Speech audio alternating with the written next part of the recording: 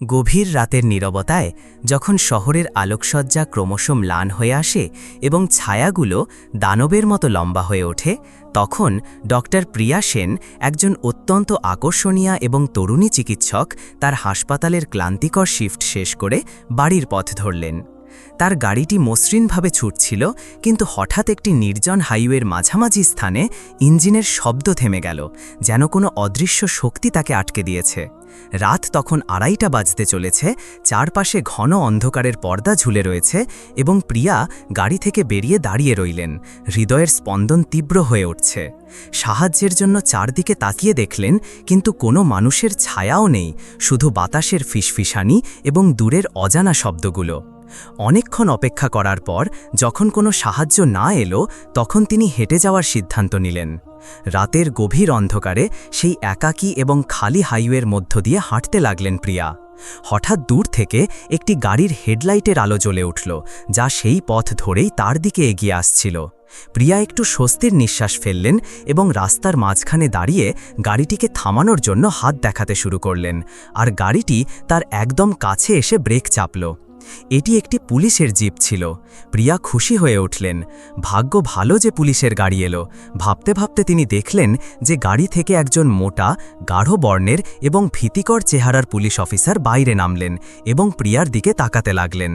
তারপর তিনি ধীরে ধীরে তার দিকে এগিয়ে আসতে শুরু করলেন। প্রিয়া ভয় পেয়ে সেই হাইওয়ে ধরে পিছনের দিকে পা সরাতে লাগলেন। এখন সেই অফিসার প্রিয়ার একদম কাছাকাছি পৌঁছে গিয়েছিলেন। প্রিয়ার বুক ধড়ফড় করছিল এবং শ্বাস প্রশ্বাস দ্রুত হয়ে উঠছিল, এবং যখন তিনি পুলিশ অফিসারের আচরণকে সন্দেহজনক মনে করলেন, তখন তিনি ঘুরে দাঁড়িয়ে দ্রুত সেই একা হাইওয়ে ধরে অন্যদিকে দৌড়াতে শুরু করলেন। মোটা পুলিশ অফিসারও ভয়ঙ্কর চিৎকার করে তার পিছু নিলেন। রাত আরও গভীর হয়ে উঠছিল এবং প্রিয়া কাঁপতে কাঁপতে সেই একাকী হাইওয়ের মধ্যে দিয়ে দৌড়াচ্ছিলেন। তখনই তিনি সেখানে নিজের খারাপ হয়ে যাওয়া গাড়িটি দেখতে পেলেন, যা তিনি কিছুক্ষণ আগে ছেড়ে এসেছিলেন।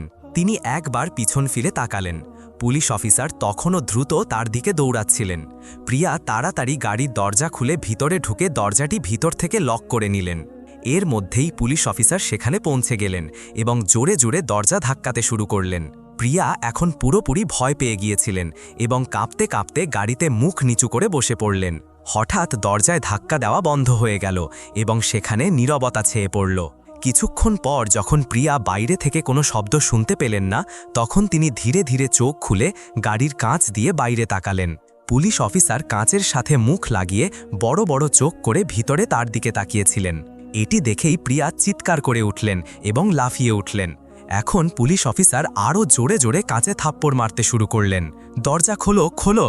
এখন প্রিয়ার কাছে আর কোনো উপায় ছিল না, তাই তিনি ভয়ে ভয়ে গাড়ির দরজা খুলে দিলেন আর সেখানেই হাইওয়ের ধারে চোখ বন্ধ করে দাঁড়িয়ে গেলেন, যেন তিনি এখন তার শিকার হতে চলেছেন। তখনই পুলিশ অফিসার তার কাছে এলেন এবং রাগত স্বরে বললেন, কে তুমি? এই সময় এখানে কি করছো? আর এভাবে কেন দৌড়াচ্ছ? প্রিয়া ধীরে ধীরে চোখ খুললেন এবং কাপা গলায় বললেন, আমি একজন চিকিৎসক। এখানে আমার গাড়ি খারাপ হয়ে গিয়েছিল, তাই আমি হেঁটে বাড়ি যাচ্ছিলাম। পুলিশ অফিসার এক মুহূর্তের জন্য তাকে ওপর থেকে নিচে দেখলেন, তারপর বললেন, রাত 2:30 বাজে আছে। এটি একটি বিপজ্জনক হাইওয়ে। এখানে রাতে চোর ডাকাতেরা ঘুরে বেড়ায়। এটি শুনে প্রিয়া আরও ঘাবড়ে গেলেন। হঠাৎ পুলিশ অফিসার তার একেবারে কাছে এসে বললেন, ভয় পেও না, তুমি এখন আমার সাথে আছো, তাই নিরাপদ আছো। কিন্তু এখন বেশি দেরি এখানে থাকা ঠিক নয়। চলো আমার গাড়িতে, আমি তোমাকে তোমার বাড়ি পৌঁছে দিচ্ছি। প্রিয়া বললেন, না, আমার বাড়ি কাছেই আছে, আমি নিজেই চলে যাব। এটি বলে হঠাৎ প্রিয়া সেই একাকী হাইওয়েতে হাঁটতে শুরু করলেন। পুলিশ অফিসার পিছন থেকে চেঁচিয়ে বললেন, দেখো, এভাবে তোমার একা যাওয়া ঠিক নয়, আমি তোমাকে পৌঁছে দিচ্ছি। কিন্তু প্রিয়া তার কথা অগ্রাহ্য করে নিজের পদক্ষেপ আরও দ্রুত করে নিলেন এবং হাঁপাতে হাঁপাতে, কাঁপতে কাঁপতে, চারদিকে তাকাতে তাকাতে দ্রুত সেখান থেকে চলে গেলেন। পুলিশ অফিসার সেখানেই দাঁড়িয়ে রইলেন এবং দূর থেকে তাকে যেতে দেখে নিজের মনে হাসতে হাসতে বললেন, কোনো ব্যাপার না, শেষ পর্যন্ত কত দূর যাবে? প্রিয়া এখন অনেকটা পথ পেরিয়ে ফেলেছিলেন, কিন্তু তার বাড়ি তখনও অনেক মাইল দূরে ছিল। কিছু পথ অতিক্রম করার পর এখন তার পা আর চলছিল না, তাই তিনি ক্লান্ত হয়ে এক জায়গায় থেমে গেলেন। রাতের অন্ধকার পুরোপুরি ছেয়ে গিয়েছিল এবং একজন তরুণী চিকিৎসক সেই একাকী হাইওয়ের মাঝখানে ক্লান্ত হয়ে দাঁড়িয়েছিলেন। তার মধ্যে এখন আর হাঁটার সাহস ছিল না, তাই তিনি সেখানেই হাইওয়েতে বসে পড়লেন। তখনই পিছন থেকে তিনি একটি গাড়ির হেডলাইট জ্বলে উঠতে দেখলেন। তিনি সাথে সাথে উঠে দাঁড়ালেন এবং হাইওয়ের মাঝখানে দাঁড়িয়ে জোরে জোরে চিৎকার করতে লাগলেন, গাড়ি থামাও, গাড়ি থামাও, সাহায্য করো, সাহায্য করো। গাড়িটি তার একদম কাছে এসে থেমে গেল। প্রিয়া দৌড়ে ড্রাইভারের পাশে গেলেন এবং উত্তেজিত হয়ে তাকে কিছু বলতে যাবেন, গাড়ির কাঁচ দিয়ে ভিতরে তাকিয়ে দেখলেন তিনি একদম স্তম্ভিত হয়ে গেলেন এবং ভয়ে ভয়ে নিজের পা পিছনের দিকে সরাতে লাগলেন। এখন হঠাৎ গাড়ির দরজা খুলল এবং গাড়ি থেকে নেমে সেই মোটা, গাঢ় বর্ণের এবং ভীতিকর পুলিশ অফিসার তার দিকে আসতে লাগলেন। প্রিয়া যখন তাকে নিজের কাছে আসতে দেখলেন তখন ভয়ে ভয়ে বললেন, দেখুন, আমার কাছে আসবেন না, বলেছিলাম না আমি নিজেই চলে যাব। কিন্তু পুলিশ অফিসার তার কাছে এসে বললেন, তুমি যদি আরও কিছুক্ষণ এখানে থাকতে তাহলে চোর ডাকাতেরা তোমাকে লুট করে নিত, যদি তাদের হাত থেকে বেঁচেও যাও তাহলে বন্য প্রাণীর শিকার হয়ে যাবে। এটি শুনে প্রিয়া ভয়ে ভয়ে পুলিশ অফিসারের মুখের দিকে তাকালেন। তারপর পুলিশ অফিসার ২-৩টি কথা ছুড়ে বললেন, দেখো, আমি একজন পুলিশ অফিসার, মানুষের সাহায্য করাই আমার কর্তব্য, তুমি ভয় পেও না, এসো আমার সাথে গাড়িতে চলো, তোমাকে তোমার বাড়ি পৌঁছে দিচ্ছি। এটি শুনে প্রিয়া পুলিশ অফিসারের কথাই বিশ্বাস করে নিলেন এবং নিজের সাথে বলতে লাগলেন, এই পুলিশ অফিসার ঠিকই বলছেন, যাই হোক, এখন আমার কাছে আর কোনো উপায় নেই। এখন পুলিশ অফিসার জিপের ভিতরে বসে দরজা খুললেন এবং প্রিয়াও জিপের ভিতরে এসে বসলেন।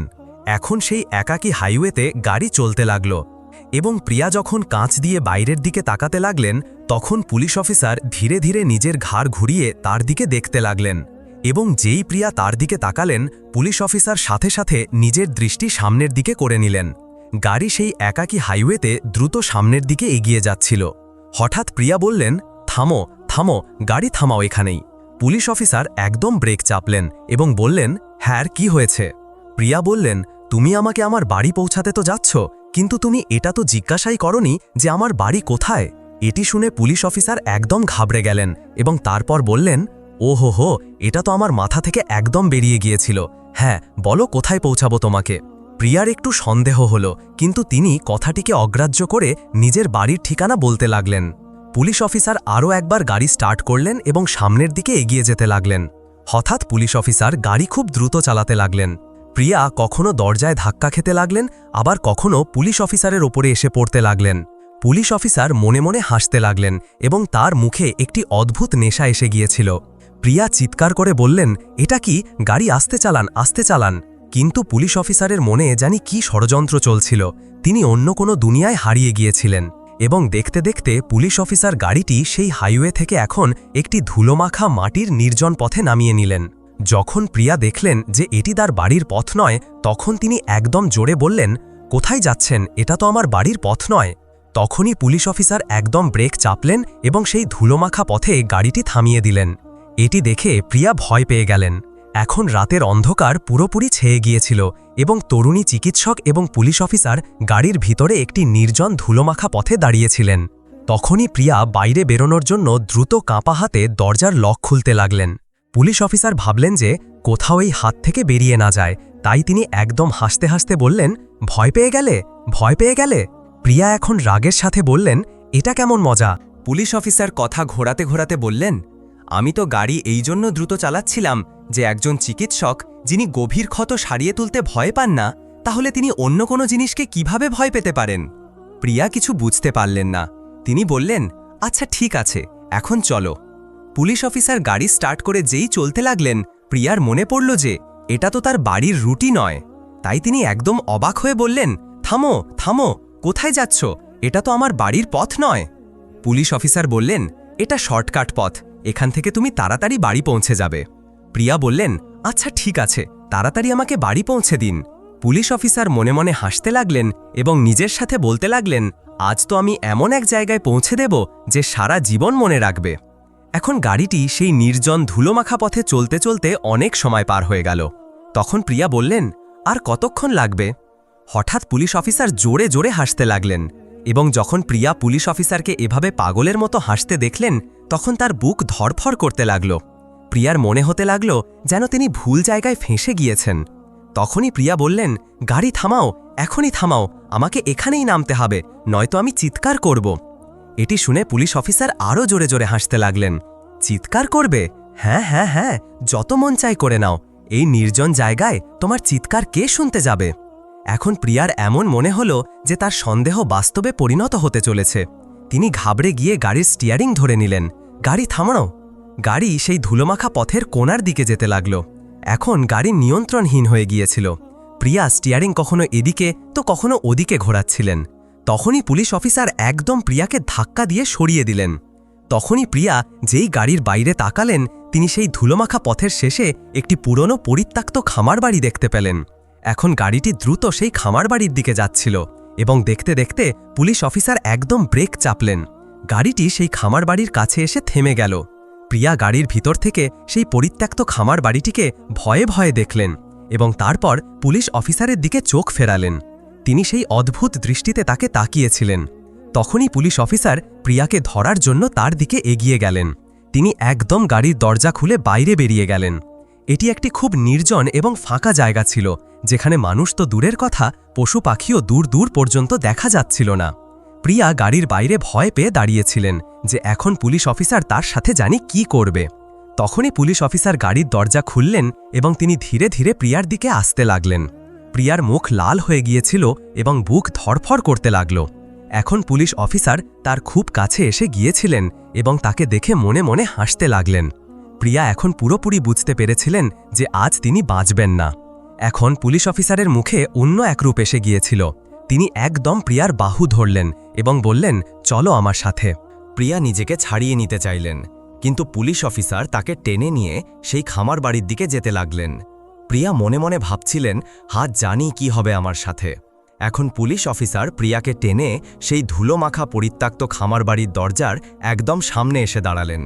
তখনই তিনি একদম দরজায় লাথি মারলেন আর সেটি খড়খড় শব্দ করে খুলে গেল এবং যেই তিনি প্রিয়াকে ঘরের ভিতরে নিয়ে যেতে লাগলেন, প্রিয়া তাকে পিছন থেকে একদম ধাক্কা দিলেন। পুলিশ অফিসার ঘরের ভিতরে গিয়ে পড়লেন। এখন প্রিয়া সেই ধুলোমাখা খামার বাড়িটির দরজা তাড়াতাড়ি বন্ধ করলেন এবং উল্টো পায়ে সেই ধুলোমাখা পথে এসে দ্রুত হাঁটতে লাগলেন। তখনই পুলিশ অফিসার সাথে সাথে ঘরের দরজা খুললেন এবং দ্রুত বাইরে বেরিয়ে তার পিছনে আসতে লাগলেন।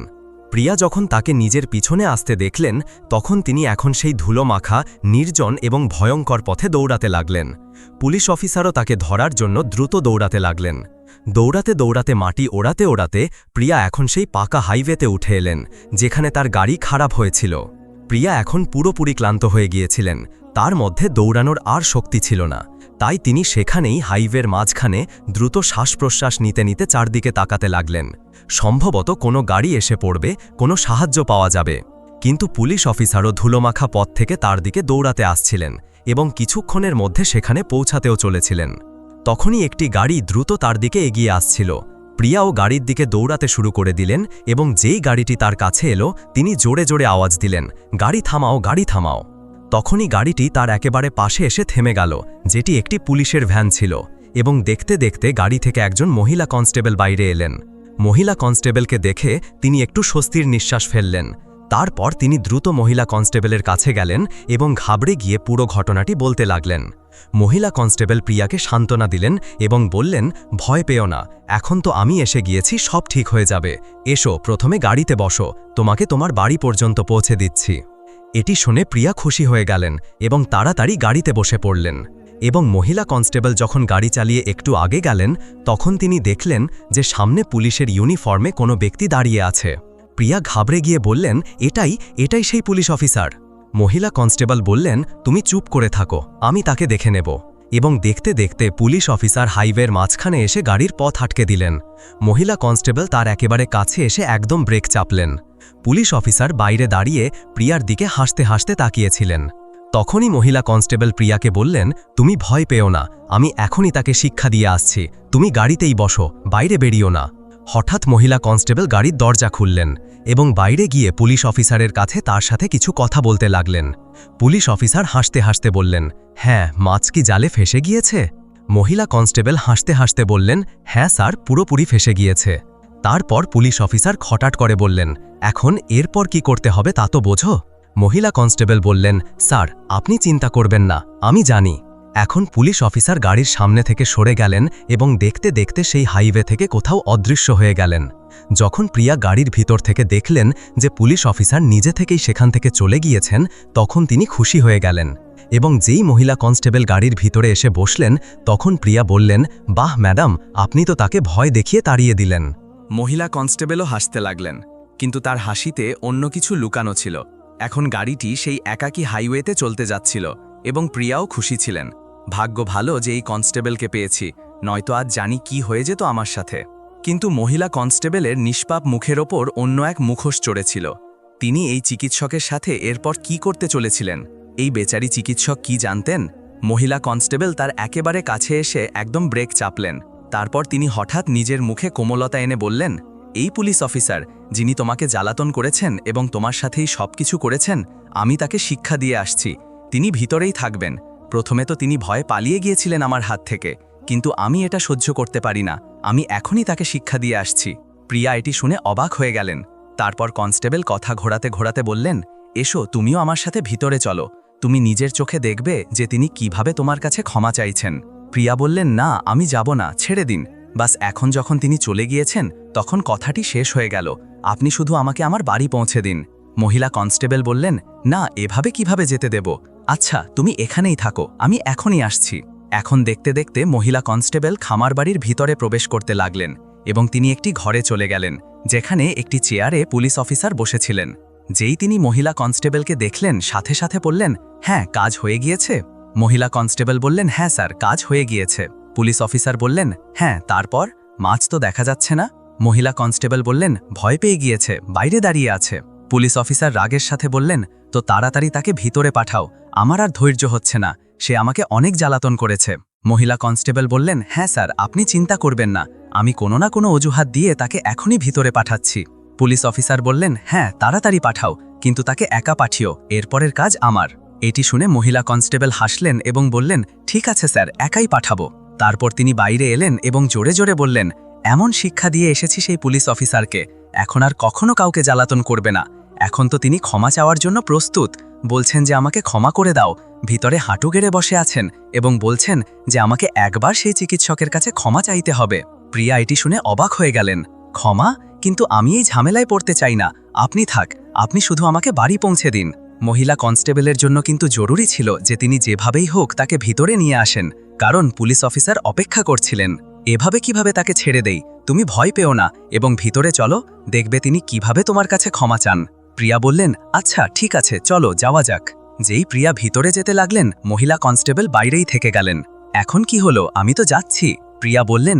মহিলা কনস্টেবল বললেন, সে অনেক শুধরে গিয়েছে, তুমি একা ভিতরে যাও, সে খুব লজ্জিত, আমি এখানেই তোমার অপেক্ষা করছি, তাড়াতাড়ি ফিরে এসো।